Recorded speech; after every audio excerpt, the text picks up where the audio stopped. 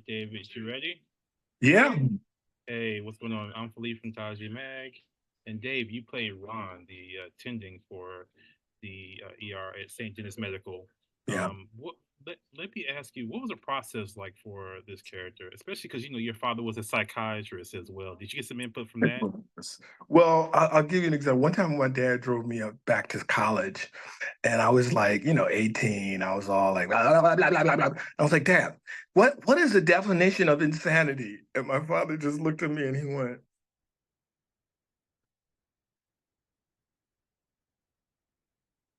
that's that's a legal definition. He was done.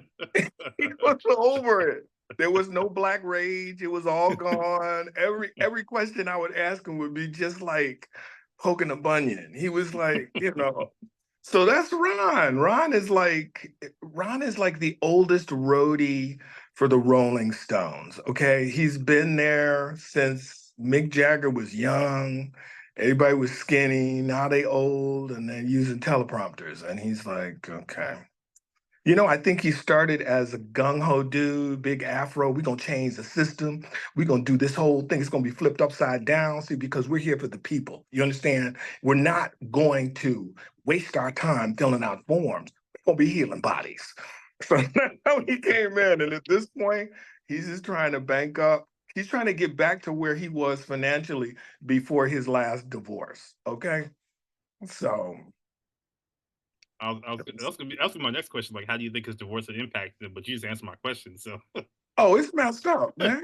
I think Ron goes home and he watches on loop, all those videos of just bitter old people and women talking about what they need in a man, what they require in a husband. All the dudes that record say, first of all, I'm not going, if you're going to address this king, you got to come in my kingdom, correct? So I think that's what he does all day, all night, just like, man, look at these dudes. Yes, that's what I think. can we see him? Could we see him on a balloon pop episode? Would you say? Can we see him on one of those balloon popping dating shows? Yes. Oh, absolutely. Absolutely. The balloon popping episodes. But these are written skits, right? Yeah, I yeah, mean, come on, man. Come yeah. on, man. I just saw a woman, this black woman, she said, okay, I went out this gentleman. He was a doctor. And I said, okay, sir, what are your goals? And there's going, goals. He's a doctor. He said, I'm a doctor. She said, okay, but see, I'm looking for a king, a man who is not settled with where he's at. I'm looking for my king to always be striving harder, okay, higher. So I was like, wow, we're off kilter. I'm happy I'm old. I'm happy I'm old in an old relationship with an older woman because we're just doing stuff the way we used to do. It's none of. Yeah, you Show you me you your luck. bank account. Show Yeah, me your bank account. See, you lucky, man. You lucky. It is rough out here. bro, good luck, Oh, Lord. shoot, we do need it. uh, so, what makes this series like different from like Scrubs? Do you think? Oh, it's a whole different tone. This series probably, if you were saying what are the siblings of this series, it would be Abbott, whatchamajigget, Elementary. It would be The Office. It would be, because that's what it is. It's like docu style, and Scrubs was more of, it was a single camera sitcom, but it was more a different level of writing. I'm not saying better or worse, but it was just different. It was more like but joke, but joke, and we're trying to do this more officey thing. Okay. Um, so one of the questions I really wanted to ask you was, if you did decide to become a doctor, I know you wanted to become a lawyer, but if you were a Mhm. doctor, would you say the same, like same characteristics as Ron, or would you be kind of different in your approach in treating patients? Man, no, I couldn't be Ron, man. Ron is like, Ron at this point, he also reminds me of my mom. Like when my parents got divorced, my mom went back to teaching kindergarten, but she had three kids. She had to work and she hated 5-year-olds. So, like, Mom, what are you doing? You know, I knew what she was doing. She was taking care of her family, but she would come home. Lord, these kids. She told me one time she taught in the Detroit school system. There were these little boys, these little black boys. They were triplets. And my mom would come home and say, I can't stand these little kids. Every time I see him, I say, Ronald, get in class. My name not Ronald, my name Donald. I say, Donald, get in class. My name not Donald, my name Ronald. You know, they all dressed alike. She couldn't tell them apart. She was just through. So there's a lot of Ron in that. This was not the life plan. He thought, you know, at this point, he'd be living it up, thinking about maybe I should move to Spain, get one of them castles that they advertise. We're gonna, you know, redo it into a bed and breakfast. He's broken. He needs a doctor, really. Although I do think, to be serious, there is Ron. I mean, he is the elder statesman, and he does uh, look to mentoring and caring and guiding those people on staff, like Allison Tolman's character. She, for him, is like a hope of the future. These are true believers, you know, they're healers. My dad did say, he said, the nurses were the real healers. And he told me that he said he believed a lot of women and men who are called to nursing are, in fact, healers, real healers. They go in the room after the doctors leave, they check on the patients, they put hands on the patients, lay hands on the patients. He also believed in Amway, so he was not a perfect man. Okay. Okay. Has your medical knowledge changed since you played this character? Say that again. Has your medical knowledge changed? Like, have you learned any things? Oh, yeah, a little bit, because in fact, what's really funny is a lot of the background are in the medical field. They're nurses, I have a couple of doctors, and I'm like, especially the emergency room nurses, why are you here? And they say, because they get paid to have fun and there's nothing at stake. So imagine, like, if your headphones fall off, you're gonna lose a baby. You know what I mean? If you don't, yeah, if you screw up this interview, I mean, lives are at stake. It's such high pressure for them. It's great to come on our show and just play and have fun. So if we ever have a question, there's a bunch of voices chirping, you know, saying, "Oh, it has to be done this way or that way to get the medical stuff correct." Mm, okay. And which character would you like to have as your healthcare provider if you had to choose? Out of Say everybody, that. Which which character? Yeah, Wait a minute. Say that again. Which character would I like to what? have as your healthcare provider. Let's say you roll up into the Oh, ER. Yeah, on this show? on this show. Yeah, Mm, I know. That's it's mm. difficult. That's the reason why I'm asking.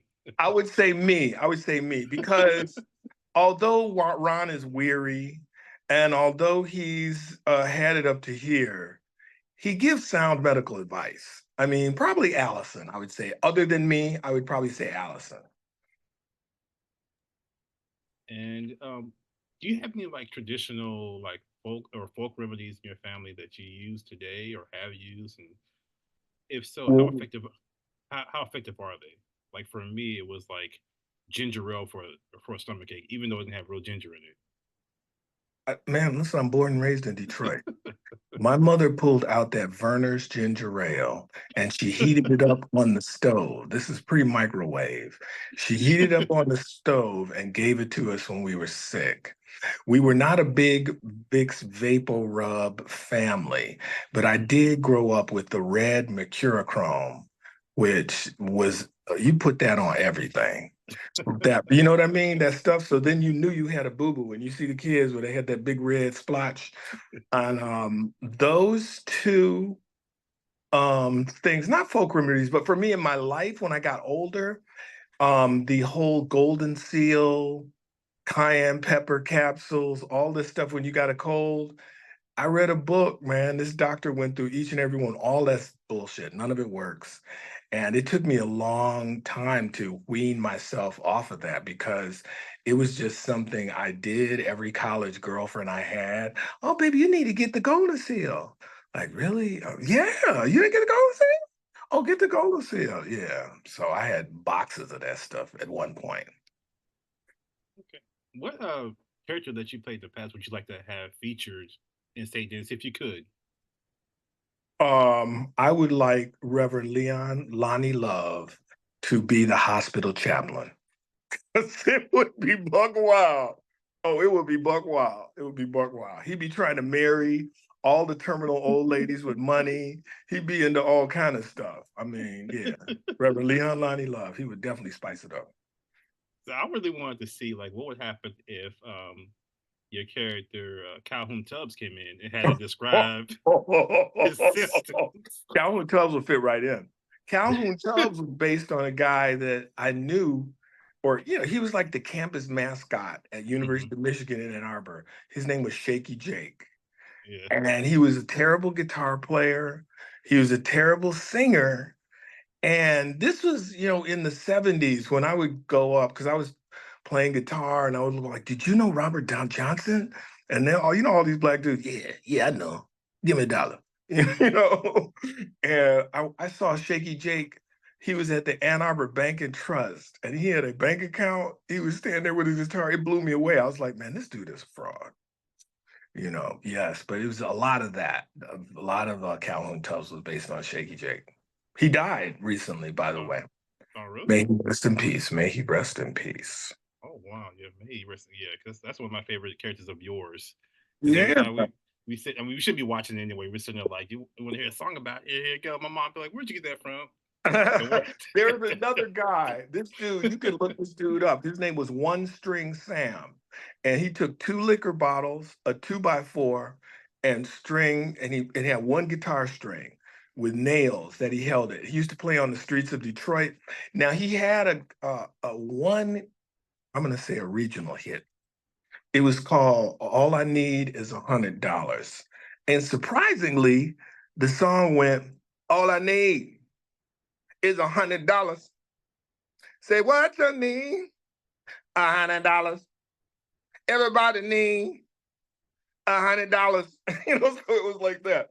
Yeah. One String Sam.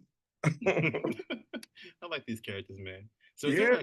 is there a character that you would love to play that you haven't played yet? So I know you're very like you're very diverse in what you play. You're not just because I read about you passing up a role in SNL, and so you're just and you're trained. What would I like to play? I played a little bit of Western, a little bit of Army flicks. What have I played? Probably Uh, man, if you'd caught me a few years ago, I think I've made up for. Oh, I'll tell you what I would love to do. I would love to do, and I almost did it. There's a script. This old R&B singer, because that's the kind of music Volt Stacks being in Detroit. I'm talking about when soul music, when people said, "Oh, I like soul music," that was a whole genre. You knew exactly what they were talking about. A lot of those guys, Wilson Pickett, you know what I mean, grew up in the South. They came from a religious background, so there's a lot of gospel into it. But that genre, I was really sad because like soul music for me really ended when everybody got woke, and they're like, we got to feed the children today. It was no longer about please, baby, please, baby, please, baby, please, please, please, baby, please open the door. I loved soul music. Yeah, so an old soul singer. Okay. Is there any like new artists that you like currently? Like anything new? Um, oh, I'm really listening to old-timey music, like old blues, old rural blues, just Robert Johnson, Delta blues like that, or like old BB King, not the stuff that we know about, old BB King when he first started, John Lee Hooker. Those are my roots to my tree. Like when I'm in my car alone, Muddy Waters, Chess, early Chuck Berry, just that guitar, man, ooh, man, that stank on it, just like boom. Ike Turner was a forerunner of all that, the roots of rock, those old things. That's really what's on my playlist. Okay. All right. What about Yeah. some Gary Clark Jr.? What about him? You like I him? like I like Gary Clark Jr., but I mean, I don't know his stuff as much as like I'll tell you like this. Um, Muddy Waters when he did his Catfish Blues. That goes all the way back to the 20s. So then I go back to the dude who did it before him and the dude who did it before him and how it got to Muddy Waters. And when he did he did his recording of, I'm a man. So then uh other artists on Chess started doing their answer records to I'm a man, you know, and it's really interesting. So it went back and forth, all these artists answering, much like in the early days of hip hop, like Roxanne Shante, the real Roxanne, the answer to Roxanne, Roxanne, Roxanne. That's the kind of stuff I love. Little Richard, man, going back to the early stuff, there was nothing, especially in this homogenized world, that was raw, that was funky, that was just gut buckety, man. And I still love it. I still Yeah, love that stuff. yeah, yeah. Well, and I wanted to ask, like, do you think Blank Man gets enough credit for being one of the first action films, early action films back in the day? I don't know because you constantly have to re-educate Blank Man, Meteor Man, and what people may not understand, but like Robert Townsend, myself, Damon Wayans, we represented a generation of Black kids when if you saw a Black, or back then, Negro extra, my mom would be on the phone. She said, girl, pick up you put on channel 7. There's this colored girl who's on the airline commercial. You see in the back? That's what we grew up on. So we were kids that fantasized and put ourselves in these white movies. Because kids, I sat in front of these little boys in a movie theater, and I think it was when it was a really bad movie. It was Sergeant Pepper, you know, and these little boys, they'd be going, I'm Sergeant Pepper. He said, no, you're not, man. I'm Sergeant Pepper. Oh, no, okay. You be doing the saxophone. Man, okay, all right, cool, cool, cool. Kids just want to imagine themselves into these fantastic situations. So Robert doing Meteor Man and Damon doing Blank Man, it kind of fulfilled our childhood dream of seeing actual Black characters, Black men as superheroes, because these were things we never got. I can't tell you, man, I am 68. When my brother saw Black Panther, he called me up, man. He said, I cannot believe this, man. He said, finally, they gave us a superhero movie and it was good and they spent money on it and it was fabulous.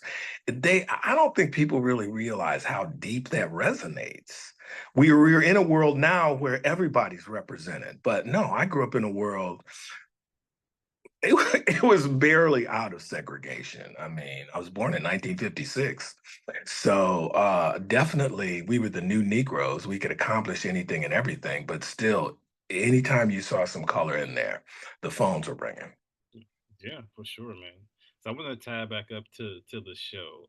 What do you think? What do you hope people get out of watching it? I mean, because you are playing a black a black attending in the ER show. Yes. What do you hope people think get out of it? Entertainment, man. And that is funny. I think that our show is, you hear people talk about, oh, it was funny, but this dude gives real laughs, from deep inside, organic humor. One of the things I enjoy is the one thing we don't talk about is my Blackness.